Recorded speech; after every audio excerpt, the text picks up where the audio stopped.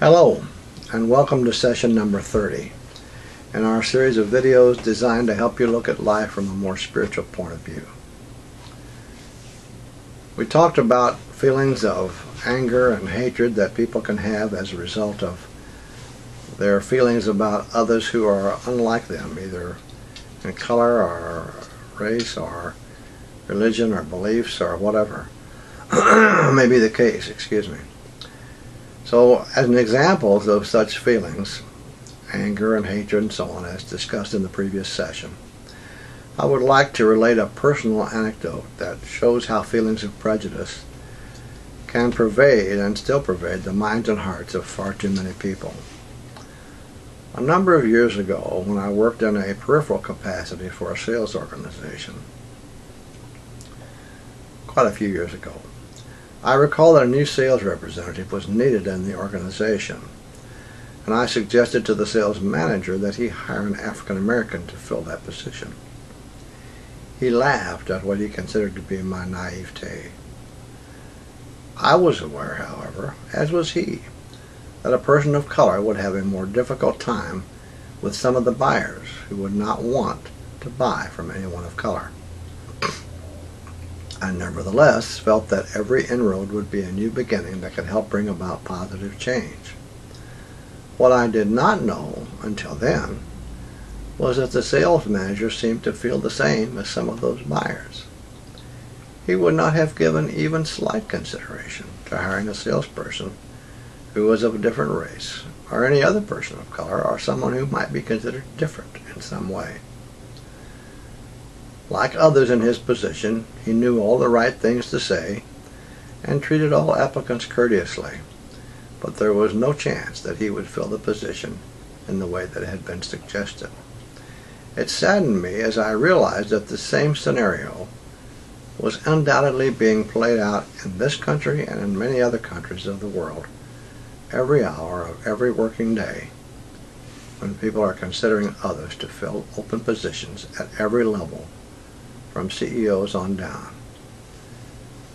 Discrimination is not always as obvious these days, but is still a very significant factor in employment and in many other areas yet today. I'm aware that many positive changes have come in the years since the incident I described,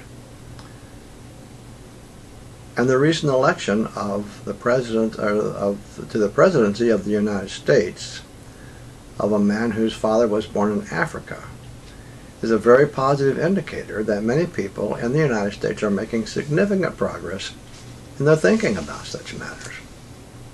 But if you don't believe that this is still a very serious problem, look at the demographics of the unemployment statistics along the lines of race, and then see what you think. Don't try to tell me that people of color don't want to work. The number of applications being submitted even for a single position are mind-boggling. Work is part of our nature and our culture and our makeup. The problem lies instead within ourselves as individuals and as a society that permits the continuing practice, no matter how subtle, of bigotry and racism. Looking at the United States and far too many other countries around the world, we can see that such problems still exist. Wherever such prejudice exists, and the prejudice is not limited to race, wars are being fought also over ethnic and religious differences in many parts of the world. Do you remember the sense of great sadness you felt the last time you read in the newspapers or saw on television that one child in a family somewhere purposefully killed a sibling, a brother or a sister? Remember how your heart ached for the parents. Will we as a people ever come to the realization that this is exactly what we as God's children are doing to His other children, to our own brothers and sisters? How do you think the parents of such a family feel about the child who did the killing? How do you think God feels about those of His children, humanity, who commit such an act upon their siblings and insist all the while that they're doing it in His name? Think about it. Think about it until its significance really sinks into your consciousness. We must begin somewhere, sometime. Therefore, why not here and now, to educate people to the fact that we are all, as I have said repeatedly, God's children, and He is as displeased as you would be if you were the parent of a large family and there were some of your children who mistreated or even killed a single one of your other children, their sibling. Take heed, for nations as well as persons reap what they sow. As the rich have gotten richer and more powerful, and the poor have gotten poorer, becoming less and less empowered and less represented as the months and years have passed, there has evolved a mindset which seems to implore to the world, especially to the young people, to eat, drink, and be merry, for tomorrow who knows. So for now, anything goes. To one degree or another, this manner of looking at things has always been present, but there have been times in the past history when such lifestyles were more than simply present. They actually prevailed. And that's the sad situation in many parts of today's world also. It's extremely unfortunate also that television, films, and radio, which have such great potential to be used as tools for the betterment of society, are being used instead merely to generate wealth for the communication conglomerates that control them. In order to continue to generate greater wealth and greater wealth yet still, these out-of-control media giants continue, in the vernacular of the day, to push the envelope by negatively exposing the culture with a special focus on the young people to ever-expanding limits of profanity, obscenity, and pornography, for no other purpose than to make greater and still greater profits, without thought of what negative effect all of this will have on the people and humanity as a whole. Over a period of time, this gradual but continuing expansion in these negative areas has desensitized the people. That's very important to think about. They have desensitized the people to the point that too many have come to feel that they now care very little, if any, for the values, the rights, the property, or even the lives of others. Party down. Anything goes. Instant gratification. Those are very often the spoken and unspoken bywords of far too many in today's youth-oriented culture. There's nothing wrong with youth, but a culture like that, there's always room for improvement. Much too often also, these bywords have become a part of the culture as a result of the fact that the vast majority of people subscribing to this culture often have had the seeds of these negative ideas, if not the ideas themselves, implanted and then reinforced within them by films, television, and radio over a long, long period of time. These same negative ideas then, when called to the attention of the people in the hope of bringing about positive change, or when pointed out as being detrimental to society, are loudly defended in these same media as they continue to expose the public to this negativity again and again and again, until these ideas and attitudes become implanted as a negative but accepted, did you hear me say accepted, part of our culture, even as a part of the way that we think. Remember the saying, as a man thinketh in his heart, so is he.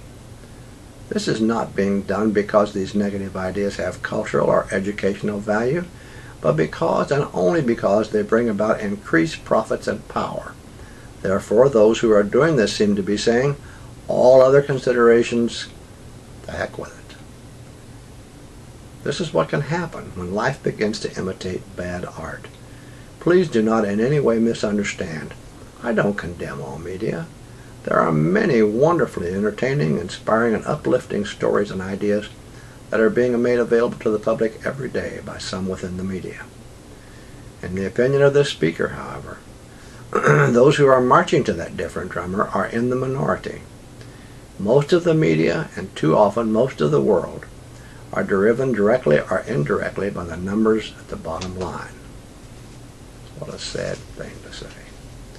If cultural or human needs even appear to be in conflict with that priority, they are almost always relegated to playing second, third, or even bottommost fiddle. Until that changes, and it must and will change, those who control the media conglomerates and others will continue to look first at the bottom line, and our society will continue its downward spiral. Let us now consider also the fact that our planet is actually much more fragile than you think. So we'll begin by saying there is another area of concern today that we seem to be hearing about more and more often. However, although it may be fashionable to have as a subject of conversation, it seems to be in one respect somewhat like the weather. Everyone talks about it, but no one does anything about it. In the case of this area of concern, however, unlike the weather, there is a great deal that can be done, but it's not being done. We're speaking, of course, about our very fragile planetary environment. When considering such matters, we tend to think of our planet's resources and its environment as inexhaustible and anything but fragile. The truth is, however, that in the years since the Industrial Revolution, we have polluted the air, water, and soil to the point that if policies are not reversed soon, the repercussions are almost inevitably going to be calamitous. From a karmic point of view, it is impossible to continue indefinitely to harvest the natural resources of our environment, taking and taking and taking, without at some time putting something back for the future. Karmic law will not allow an endless drain with little of any thought of tomorrow. The payback is inevitable, and when we look back, we can see that it's already begun. The tragedy of September 11, 2001 is real. The worldwide financial crisis of 2008 is real. Global warming and climate change is real. We must stop this continual polluting and draining of our precious planetary resources. Excuse me. And we must dramatically improve the way in which we as individuals and as societies and countries deal with each other, because we currently do these things with little or no thought of tomorrow's consequences. In addition, we have allowed pollutants to be spread into the air, the water, and over the land in order to avoid spending the small funds needed to find acceptable alternatives to this senseless poisoning. There are always those who resort to the rhetoric that tells us that we have to cut down all the trees, we have to strip mine all the coal, we have to sell off or use up our other resources for the sake of jobs and the economy. What they neglect to tell you is the fact that there are always other options to consider, other ways of getting the job done, other means of providing employment and keeping the economy stable. They don't tell you these things because they feel that the cost of carrying out these alternative plans just might be prohibitive from their selfish point of view. What they actually mean is that it might not allow them to have a continuation of the shamefully high level of profits that are currently being gouged out far too often in many of today's industries. I want to thank you for watching. Some of the statements in here have been very, very disturbing. But I want to tell you something. I haven't put them in there by accident. They need to be addressed. I trust that you're beginning to understand the importance of the principles being stated in these sessions. You're invited to watch the next session, number 31, where we will consider some additional signs of the times, and we'll include some closing thoughts also. Thank you very much for watching.